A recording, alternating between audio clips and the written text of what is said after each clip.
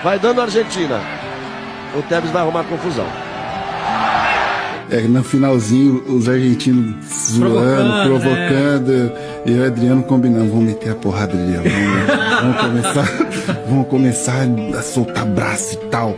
E ali quando eles começaram a ficar brincando, né, sacaneando, o Tevez, todo mundo.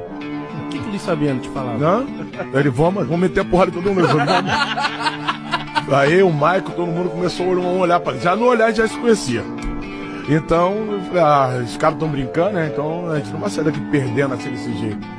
E aí saiu o gol, cara. Vixe. Perde num jogo dramático por 2-1. Pode até empatar.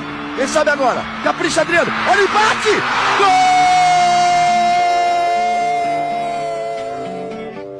Quando eu virei pra dar cotovelada no moleque, porque os caras estavam tirando onda com nós, aí a bola bateu.